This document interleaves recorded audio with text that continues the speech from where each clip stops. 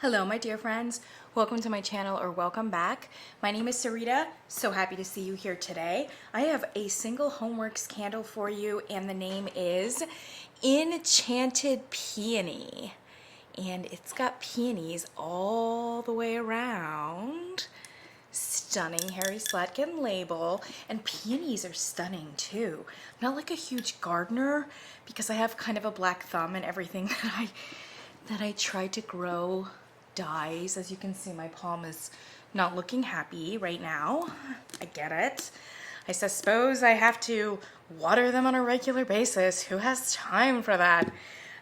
Anyway, you always notice peonies in people's gardens. You know, those big like puff balls of petals. They're amazing looking.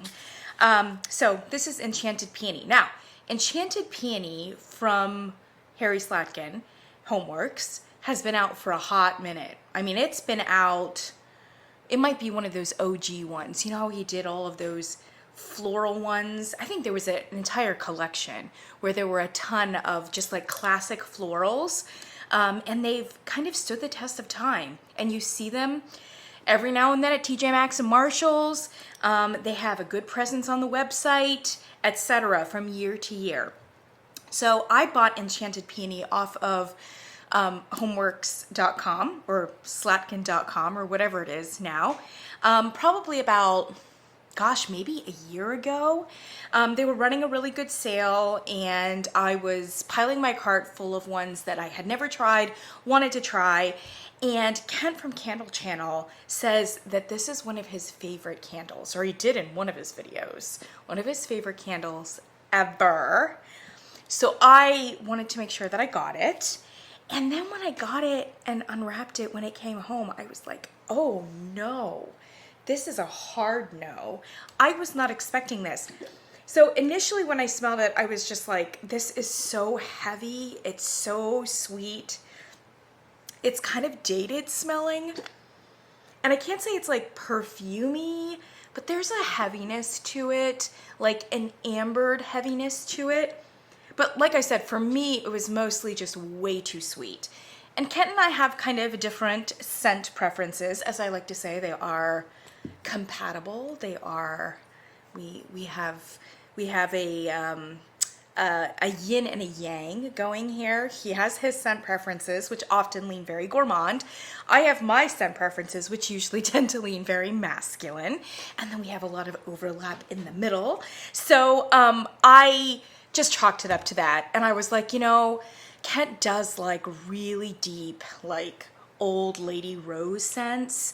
And so maybe this is like a Kent thing, but like it's just not going to be for me.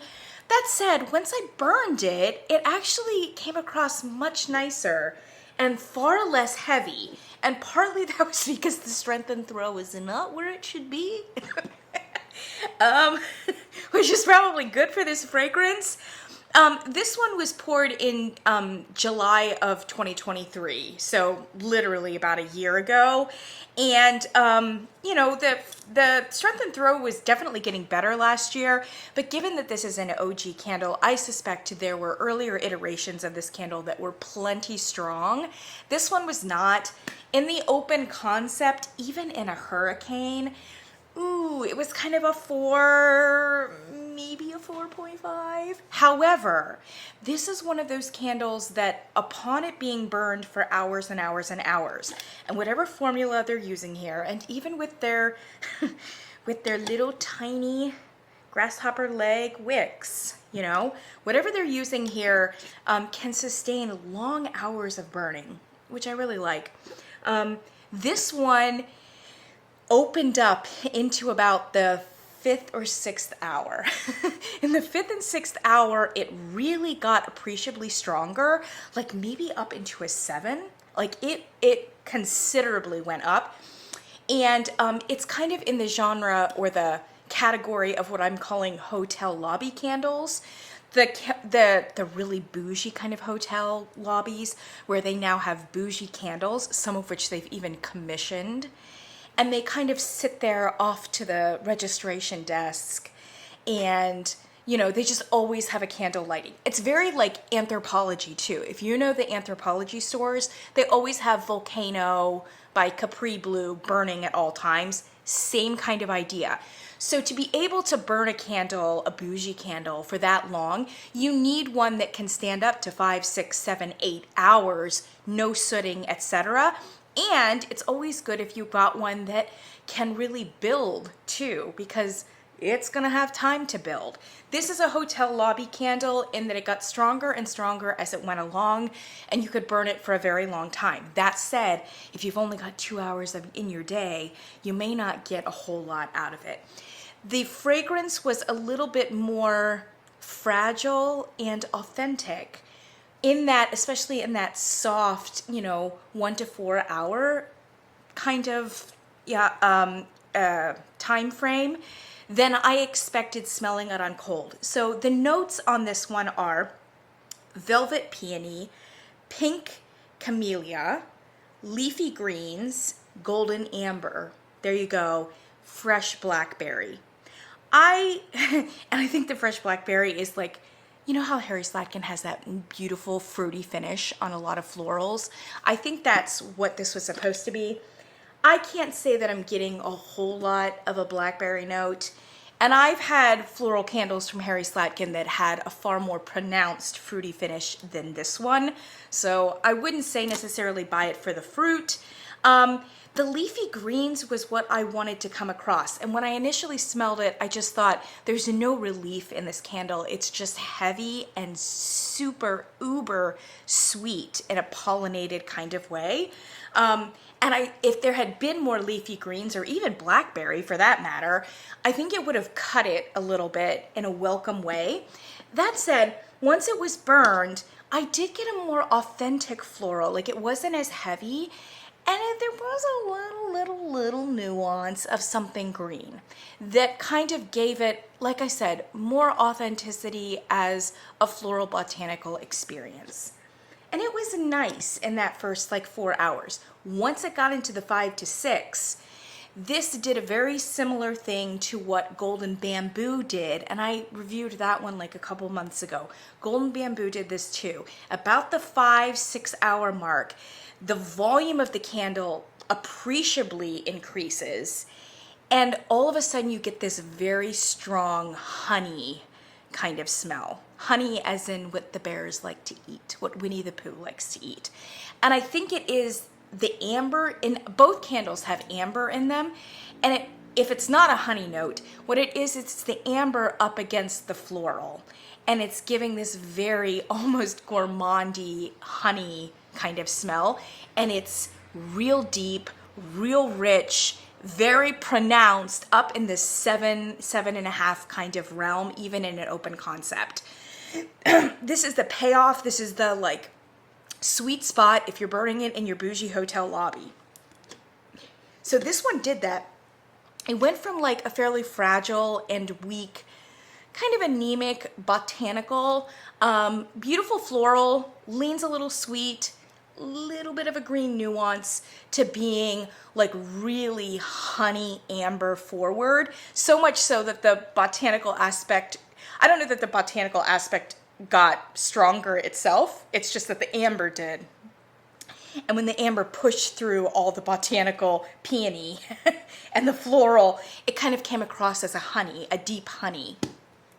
So if you like deep honey and you like to burn your candles long, you can definitely do that on this one and on the Golden Bamboo as well. For my money, I like the Golden Bamboo better. I'm not gonna lie to you. The Golden Bamboo has a little bit more austerity. This is just very sweet. Like I said, in almost an unrelieved kind of way.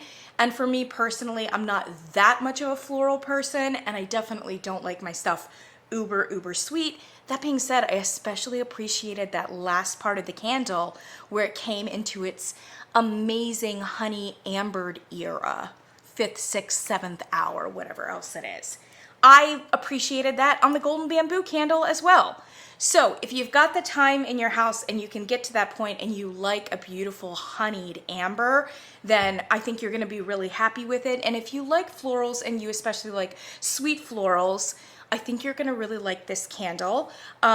Just adjust your expectations about what the performance, strength, and throw will be in the first 4 hours of the candle. And like I said, earlier iterations may not have been so shy in the first few hours, but as we all know, the strength and throw for almost every candle company does not improve from year to year. It generally deproves. So that could very well be the case with this, especially because of in his OG Harry Slatkin era, he was still manufacturing these in the United States. And I think the inputs were a little bit more expensive and a little bit more premium. When he started constructing or when he moved his factories to Vietnam, it seems like the inputs got a lot cheaper, not as premium, just did not perform quite as well. However, you know, it's never the end of the story, you know? Homeworx can turn it around. They really can. And, you know, 2022 was a very bad year for them, but 2023 was not bad. They kind of climbed out of the hole a little bit. So just because the trajectory has not been great for Homeworx over the last few years does not necessarily mean that it will always stay that way. And what I do love is that there are several like OG classic Harry Slatkin Homeworx candles that make an appearance. That's what I like to see. I like to see the new things, but frankly, I like to see a heavy sprinkling of old things, and I don't care what candle company it is. Kringle, Yankee Candle, Bath & Body Works. One of our biggest complaints as candle burners is, why won't they bring back X? Or why won't they bring back Y, right? Some of it is just nostalgia, and like we've kind of used rose-colored glasses to look back on older candles that if they were redone, we would be kind of like, oh, I guess I built that up in my mind, right? But I do think that it's really smart to bring back stuff from of old. It keeps the continuity, of the culture of your company, but it also, like, it just honors, I think, the older buyers who remember great candles from in the past. And it's great from a company's perspective too, because in the interim, you've picked up a lot of newer fans who did not experience those older candles and will experience them the second time as brand new fragrances. And if they were a hit then, they'll probably be a hit now. So I'm a huge fan of these older ones coming back. And because I really only bought the Homeworx candles sporadically over the last like 8 years, there's a lot of old school candles for Harry Slatkin that I have not tried yet. So I'm kind of burning through them. I don't regret having purchased this one, but I don't know that I would repurchase it, to be perfectly honest. And if I wanted something similar, I would go with Golden Bamboo, because it's similar, but not quite as sweet, not quite as overtly floral. Okay, that's what I've got for you. I'm pretty sure Enchanted Peony is probably available at various different places, probably the Slatkin website. If it's available anywhere right now, I will link it all down below, so check it out. Or if you see it in your Marshalls, in your Home Goods, in your discount retailers, and give it a smell. And if honey is your thing, if floral is your thing, then, or if you're just interested in a piece of Americana Harry Slatkin, pick it up. I do recommend it if that's your vibe. Thank you, my friends. I will catch you guys in the next one.